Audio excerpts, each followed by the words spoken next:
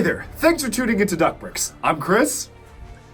And I'm Rob, and you're watching our latest LEGO Masters build breakdown. But before we start, let's dive into a recap of what we built this week on LEGO Masters Season 4. Long ago, before time had a name, the Firstbourne, mother of all dragons, ascended to the heavenly realms. But there has not been seen a dragon in centuries, until now. You can board the baby dragon, spiral on upwards to the clouds themselves, and meet the mother of all dragons, before beginning your dragon dance and the first flight to commence. Plunge downwards from the cloud on a sheer vertical drop, then careen upwards again on a horizontally mounted spiral loop, and then arrive at the boarding station to begin your journey over and over again. This is the ultimate LEGO roller coaster, complete with a working, fully illuminated boarding zone, as well as lit up flames racing towards the spiral lift, with a unique loading system and engineering beyond ever before. This is Dragon's Dance, Firstborn's Flight. Now you can ride the dragon, if you dare. Just first of all, wow, like, we're at episode 9. Yeah. Like, again, just making it this far is something that none of us were mockists, so the fact that we made it this far is just outstanding and unbelievable, and we're just so thankful that we made it this far, right? I told my boss at work I'd be going home after week 2. Sorry, no. Man. Yeah, this was not expected at all. I mean, I thought we'd be eliminated episode 1 or 2. Yeah. And then we kept surviving and kept hanging in there. And then when we reached, our goal was always to get halfway through and then it's fine. Yeah. And I remember we were talking around episode 5 and we're like, okay, we're pretty happy with how we've come so far. Yeah. Like, if we went home tomorrow, it'd be fine. Yeah. And then we just started a winning streak of 7, 8, and as you know, now 9. We also won. Oh my goodness, could not have, like, this was just unbelievable that we're here and it's been crazy. So what we built for this challenge was a roller coaster challenge, which when they said we were doing a roller coaster challenge, I got hyped. Yeah. Because I own all, of course, I mean, I own all the LEGO roller coaster sets. And I love LEGO roller coasters. The track system they made for that is super cool. Yeah. And when they said we were doing that challenge, it was really, really exciting. Now, Rob, what did you think about this build? This was a pretty crazy one, for sure. This was a crazy build. I think, you know, the last build, Chargatron, pretty chill, amazing, finished ahead of time. This was the opposite of This chill. was back to the norm, I think. Back to the norm. We had like one episode where we can kind of relax, de-stress, you know, kind of get a massage, a little just relaxation therapy. Yes. But then this build, this was back on the grind again, if not more so than before. Yeah. I think we always wanted to do something unique with this one. You came into the roller coaster having an idea for like an interesting lift mechanism that we haven't seen before in a real LEGO set, which was the spiral. Yes. And I think we really want to center our build around that. I don't know. So originally... So we had 2 ideas. So initially what we wanted to do is we were like, okay, it's a penultimate episode. I gotta sneak in one more LEGO theme reference. And I was like, okay, it could be either Ninjago, but we already did a pagoda in episode 1, or it could be classic LEGO space. I've got an idea. What's your idea? Okay. Mega Core Magnetizer. And the idea that I really wanted to do for the longest time was I wanted to call the roller coaster the Mega Core Magnetizer.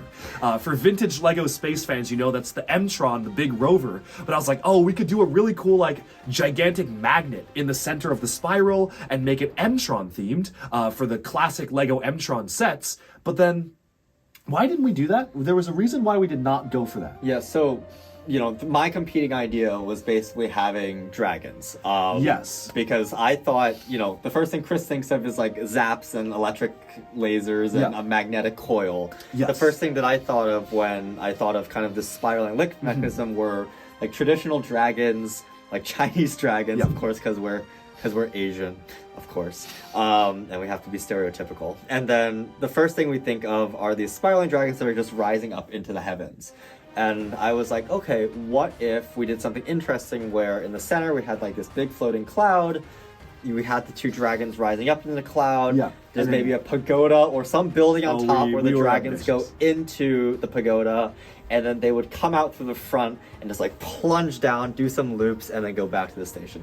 In fact, so the original idea that I had was like a dueling dragons kind of thing where, there are 2 spirals up and then 2 competing drops down with loops, and like that would merge into a station. It was extremely ambitious. But basically, like, why did we choose this one over that one? I think my core argument was that, like, if we were to look at the magnetic coil, it wouldn't necessarily be immediately obvious to the judges. That's right. To like anyone watching the show exactly what that is without a pitch. Yeah. And I was like, judges like story, judges like it to be clear. Having dragons and that cloud and the theme is very, very clear. We should just go with that.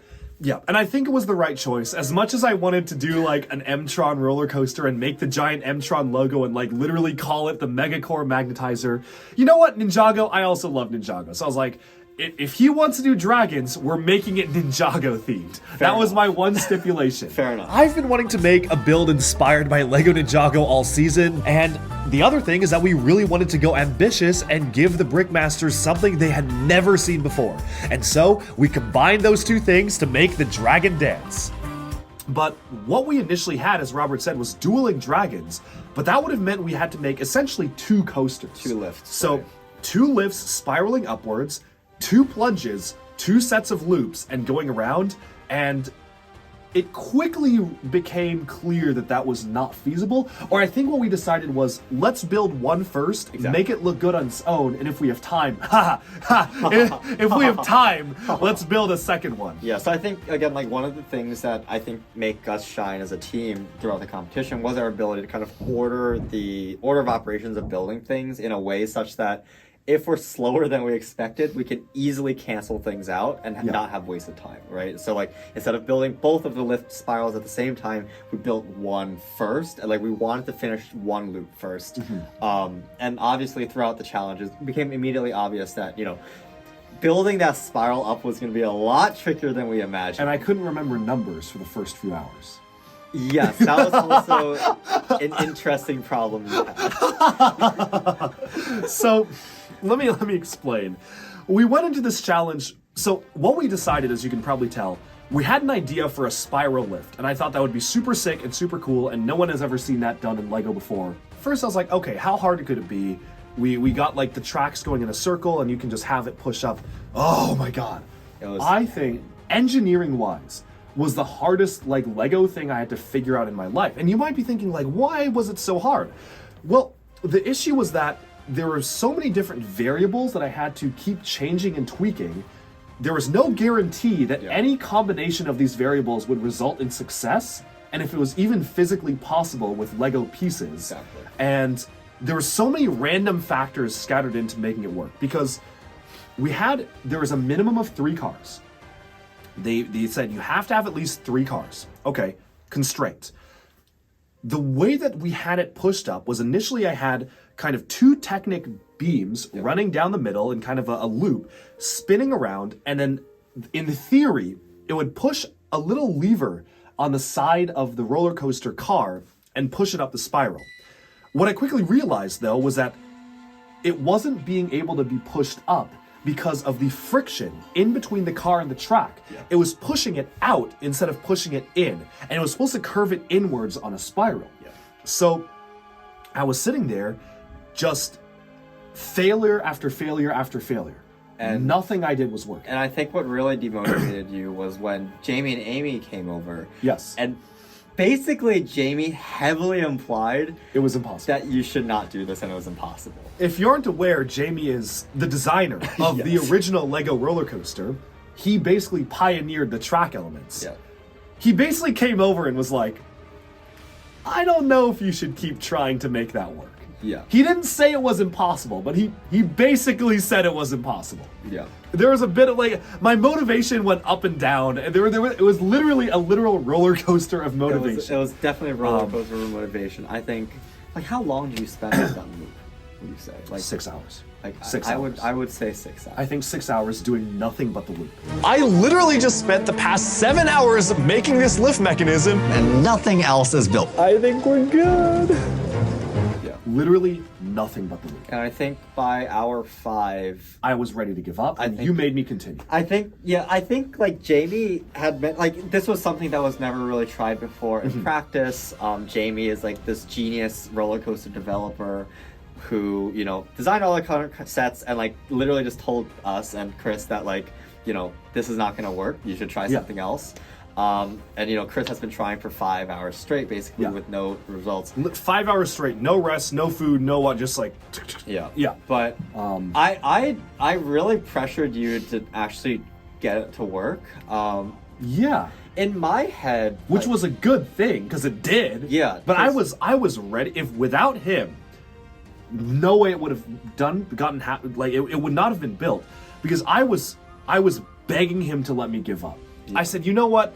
We have this spiral built. Let's do a different lift mechanism and have it spiral downwards, like it's going down from the clouds. Right. Or we have the spiral here and we have it just start at the top and go down. Yeah. And you would not let me. Yeah, I was like, no. Like, I will. I was like, Chris, you're not going to stop grinding on this until it starts working, or we're going to go home. And my reasoning for that is, like, it's already 5 hours, almost halfway through the build. Yeah. Because it was a 12-hour? I think it was it was a 12-hour build. Yeah. It was halfway through the build, basically, and, like, you know, I know other teams have these loops. I know they have all these special factors. Like, the big differentiator for us that is like that wow factor. One of the things that I really hope for with each of the build is to really push for a wow factor. Yeah. Like, our wow factor is like this really innovative lift. technical thing that Chris is building. And I was basically like, if we give up on this and just make the thing go down, one, we would have effectively lost 5 hours of work time that the other teams would not have lost, which is awful. And then we would have lost that wow factor. In fact, like, we would have lost the descent. Like, I think the judges wanted to see like a big steep descent somewhere. Yeah, and that would have been a slow. And that like, would have been a slow. So meandering. we would have had to like made another ramp up and a steep descent. And I was like, I think if we give up on this, we're gonna go home. So might as well keep trying to make it work. Which was the right call. It was the right call. Good thing I listened, because I usually don't. But this time, I don't know what came over me. I was like, I think in deep inside, like, you also wanted to make this thing work. Yes. And like, I think both of us had faith that like, with enough finagling, it would have worked out. Yeah. So, the trick was mounting, and I remember this very clearly as if it was yesterday. I mean, this was months ago, but if it was yesterday, it was middle car. You mount a little a tile low below the wheels. Yeah. Studs on the side go out and down.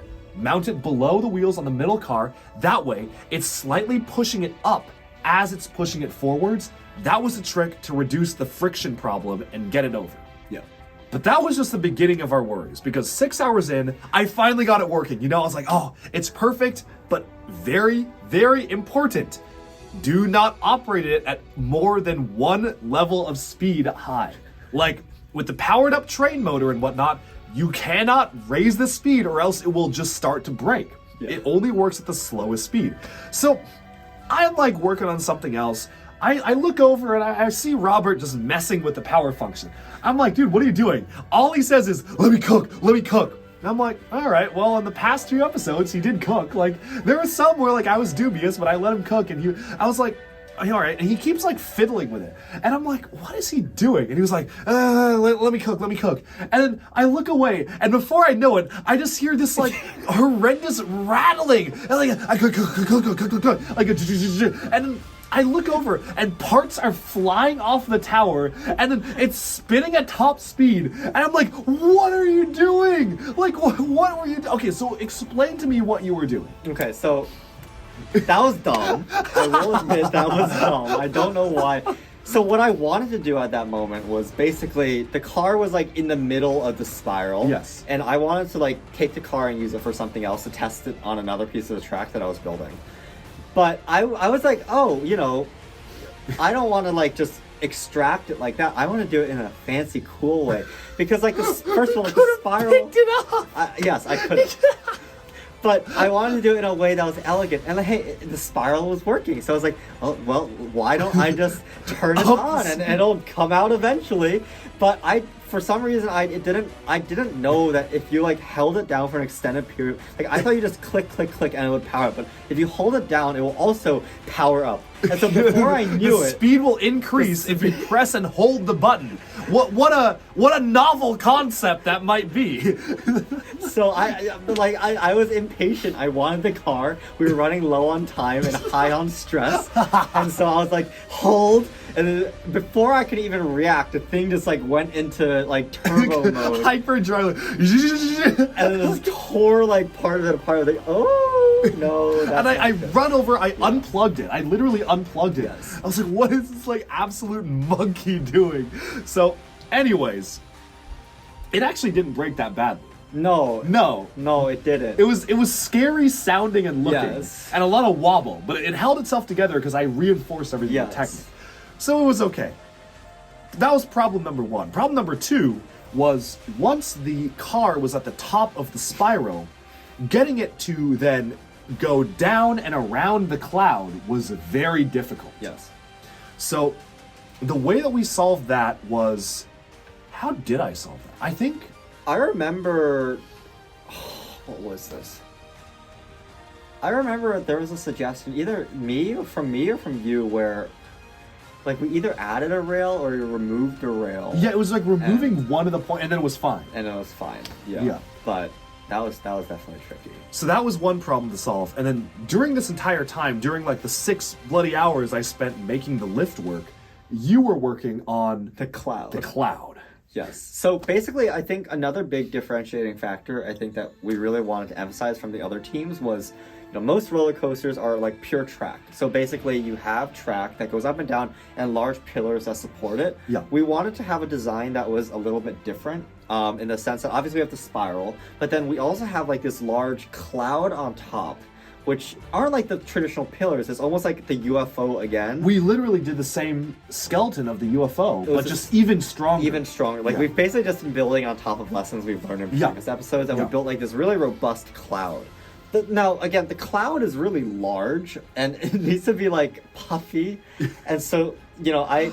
Oh, and then Sam came. All right, go. I have a Yes. story about this. Yes. All right, Yes. all right. So like, I really like the cloud because like I thought that like once you know you have all the real life kind of adventure at the bottom, but once you reach the top of the spiral, you kind of coast through the cloud, and it's almost as if like if you think from the point of view of the rider, that like you're transported to a different world. It's almost like a heavenly world. You see a dragon wall. Originally, you see a pagoda, maybe some flowers. It's beautiful in the cloud. It's like a serene thing, and then you drop down. So that was like the idea. I was like, oh, this is really cool. But implementing that cloud was really hard because it's just big. There's just a lot of brick to place down, and the brick to place down is also like, again, it's like building a big UFO, but just instead of using gray tiles, now we're just like actually brick building it. Yes. And that took so much time. So here's the thing. There's a reason why it took so much time. And listen. The cloud was done 4 hours in, maybe 5, like 4.5 hours in, and it was fine. It looked like a cloud. It was okay, and then Sam walks over, you know, he's inspecting the builds, and he leans over to Robert, and he's like, what's that supposed to be? And Robert was like, oh, like, it's not obvious. It was obvious. He was messing with you. It was obvious it was a cloud. But then Robert was convinced that Sam, let him cook a little bit. I'll give him this. He was getting a little payback for us baiting him into doing the rug a few episodes ago. You know, he needed to bait Robert into bait the gullible member of the group into wasting time on something else. Well, you know what I got? What? Functioning coaster. That is very true. We have a cloud. Walks up to our cloud that looks clearly like a cloud. It's like, is that like a mushroom or something? And like walks away. So then Robert's like, oh my god, I need to like round it off even more. And you proceed to spend 2 more hours just adding bricks onto the cloud that I guarantee were not needed. I agree with that assessment.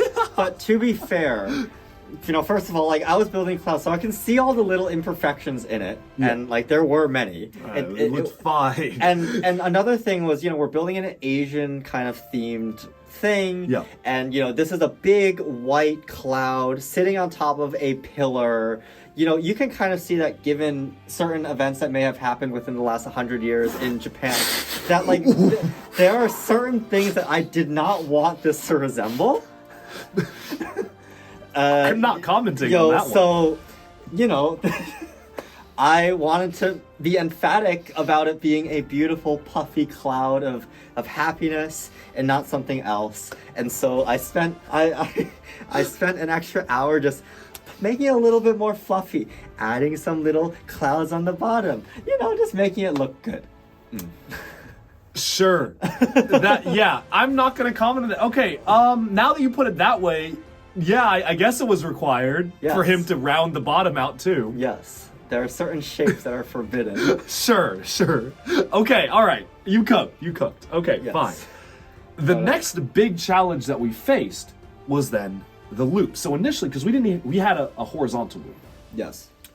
Initially, I spent a good 2 hours trying to make a unique loop that was a super huge one. Yeah. Because I wanted to do a big loop and then a little loop and then go around. Yeah.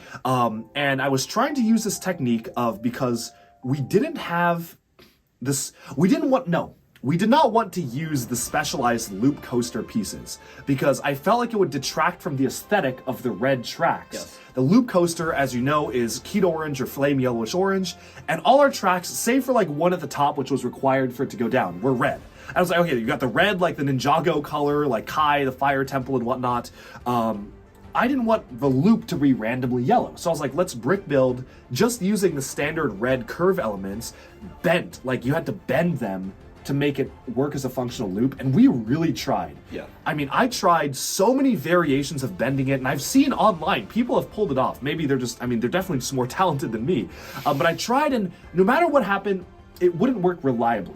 So Hassan, is the custom loop not tenable? Custom loop sucks. I see. Good to know. We got it to work like, maybe I would say like a good 50%. Yeah, like a good like 5 or 6 times out of 10, which wasn't good enough. Yeah. Because if you're like presenting to the judges and your coaster goes up the loop and like gets stuck or falls off, like it's over. It's like it's Jover. So you know what? I was like, all right, we're not gonna do that sort of loop, but what can we do that's interesting, because we wanted to have at least something stand out. Yeah. And that was when we were like, well, what if we went completely horizontal and then had a horizontal loop actually just like loop, instead we were like go in a U shape and go up that way. Fully vertical. Yeah. Fully vertical. Yeah. And that, I feel like we kind of were forced to be more innovative. And that was another unique aspect of our coaster, Right. where we had to be more innovative to do that because we couldn't get the regular loops to work without the custom loop pieces. Exactly. And I think, you know, that was a brilliant plan, and like you implemented that quite well, I think. And I think we got it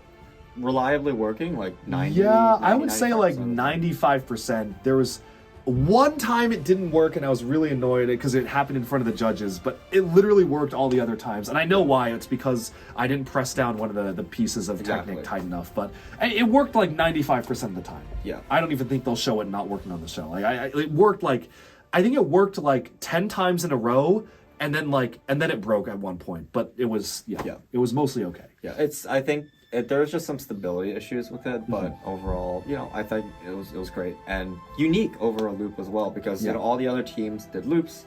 You know, we did not do a loop. We did something different. So I think that's always nice for the judges to see. So I think so this was probably already maybe hour 7 or so that we had That working, but we didn't have it that connect working. around. So the big talk about that. So the big final issue that I would say, at least functionally, of having a loop was that we had the upward spiral, So we it had went the up, thing on top, went around, we had the it went thing down, in the vertical, but then now you were at the bottom. We are at the bottom. We have to connect it back to the starting point, and that forces us to innovate with the stopping at the loading. Talk exactly. about that. Yeah, that was a good one. Yeah. Basically, you know, we're like, now let's just connect everything up, but it soon became very apparent that we actually didn't have enough momentum from the bottom of that vertical loop for it to go all the way around and connect to the top. It kept stopping in the middle, going backwards. I was like, oh no. Yeah. And believe me, we tried every combination of direction. Like, it was just not really working. And so we're like, okay. Tires. Yes. So I mean, the first thing that you default to thinking of is like, okay, maybe we just build a small ascent lift up and then maybe go down. Yeah. Oh. Yeah, like a chain lift, you know, that you see on the regular coasters, but that's risky. We looked around the room and saw everybody having problems with their chain lifts, and we were like, we're not taking the next few hours to just do that for it not to work. Exactly. Like there were chain lifts because like, you know, it would work up there, but then when it goes back, it's not always guaranteed that the car would clip onto the bottom. Yeah. Like you might have to give it a little nudge or something. Yeah. And that would ruin the whole aesthetic of it being like a beautiful continuous functioning loop. Yeah. And so like, okay, we don't have a chain lift, but we need to gain some elevation or at least gain some speed, like so that our car can go back. And so what did we do? Now, in the original Lego coaster set, on the top of the coaster, they had these little tires. Little tires. Emphasis on small, little, unobtrusive tires. Yes, little tires that would, you know, give the roller coaster a little nudge so it would keep going and get to the back. And so we're like, all right, let's add a tire. And so we took a motor, we stuck a tire on it. A big tire. One big rubber tire. And then we just like plopped it next to the coaster. And then we saw, okay, when the coaster went past it, it would gain some speed. And we're like, But I not see. enough. But not enough. And so we're like, let's do that again. But instead of doing it probably the right way and the cost-efficient way of gearing it and only using one motor, we were like, look, this is Lego Masters. They are paying for us to have unlimited Lego pieces. So we are using an unlimited supply of the most expensive motor that Lego produces to date. So we were like, we need all the motors. I think we used like, what, 8? I think 8 or 9. 8 or 9 motors. We're like, it was just motor, tire, motor, tire, motor, tire, motor, tire. But this actually allowed us to be a little bit have some ingenuity where that we could actually have it literally have the coaster go around and stop at the loading dock, pretend like you're loading new passengers, and then go forwards. Exactly. And we used 9 motors or so, 2 Spike Prime hubs, and a ton of lights. So what I did on all of the other ports is I incorporated lights. So we had flames, like as you go up into the spiral, I had flames light up and spin at the same time. So we had spinning flames. There was a spinning light up sign, which I don't even think this is really obvious on the show. Because it's like, obviously the TV show lights were already pretty bright. But there were lights, like the flames lit up, and even the inside of the loading dock area had a light. Yes. So we were like, okay, we have so many hubs anyway, why not just use these lights and actually have a ton of lights in it? So while I was setting that up, I was setting up the loading dock. We had maybe 2 hours left.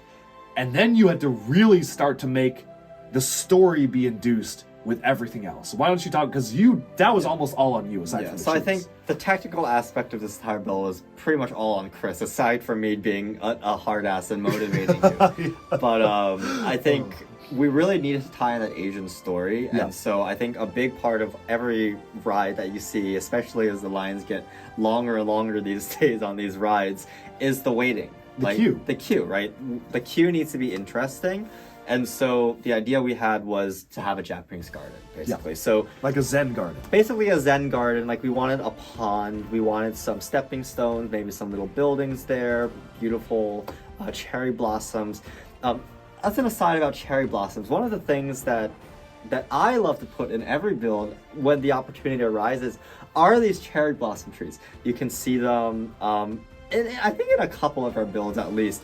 And I think that why is because they're a very easy way to add vibrant color to any build.